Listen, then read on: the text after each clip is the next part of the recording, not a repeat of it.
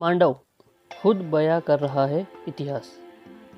समुद्र तल से 2000 फीट ऊपर विंध्याचल के पर्वत शिखर पर बसा मांडव भले ही आज एक छोटा सा कस्बा हो, लेकिन 1000 साल पहले यह दुनिया के सबसे बड़े नगर के रूप में पहचाना जाता था।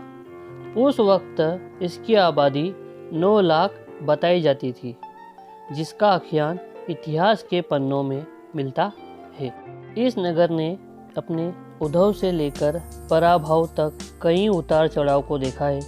वैसे तो मांडव 8वीं 9वीं सदी के प्रतिहार शासन के समय का बताया जाता है, लेकिन इसकी कृति और शौर्य राजा वाक्युपति मुंज तथा राजा भोज के समय फैली। उस समय वास्तुकला और संस्कृति का यह एक बड़ा केंद्र था।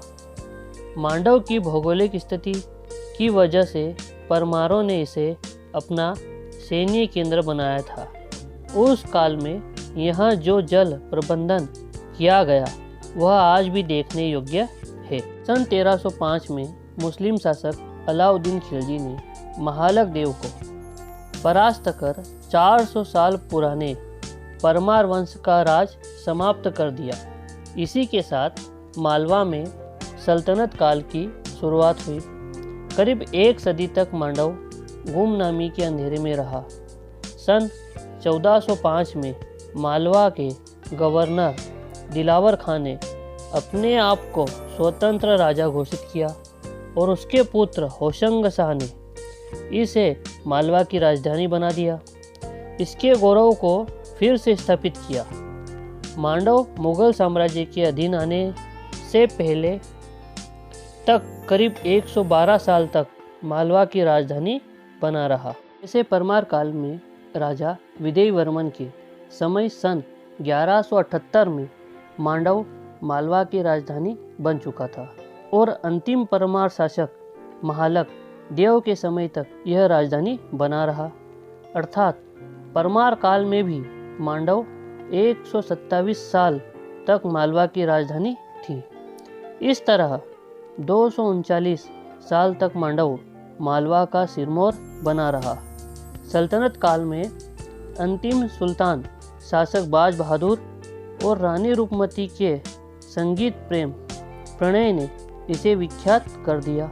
रूपमती की सुंदरता और संगीत में महारत की चर्चा दूर दूर तक थी। मांडव पर मुगल बादशाह अकबर की नज़र पड़ी तो सेनापति आदम खां को मांडव पर विजय प्राप्त करने के लिए भेजा गया। इस युद्ध में बाज बहादुर हार गया और मांडव मुगल शासन के आधिपत्य में चला गया। इसी के साथ मांडव का वैभव से पराभव की ओर का सफ़र शुरू हो गया था। मांडव की भव्यता बतलाते हुए मुगल बादशाह जहांगीर ने लिखा कि उसके रहने के लिए ऐसा निवास स्थान प्रस्तुत किया गया हो जो उस समय किसी जगह वैसा सुंदर और सुरमई भवन न था। ऐसी विशाल इमारतें उन बड़े शहरों में होना चाहिए थी जो हमारे निवास रहने की योग्यता रखते हैं। बरसात के दिनों में इसकी सुंदरता देखते ही बनती है। मालवा की बड़ी सरकारों में एक सरकार मांडव की है। यह बहुत वर्षों तक देश के बादशाहों की राजस्थली रहा है, जिसकी बहुत सी इमारतें और निशानियां यहाँ है। उनमें कोई टूट फूट नहीं है। मांडव आने से पहले जहांगीर ने प्रबंधकार अब्दुल करीम मामूरी को यहाँ भेजा था, जिसने 3 लाख रुपए खर्च कर यहाँ बने भवनों की मरम्मत करवाई थी। मांडव में ही शहजादा खुरमुर को जहांगीर ने शाहजहां की उपाधि से नवाजा था। मांडव भव्य इमारतों और हिंदू इस्लामिक वास्तुकला के अलावा भी इतिहास के पन्नों में अंकित है।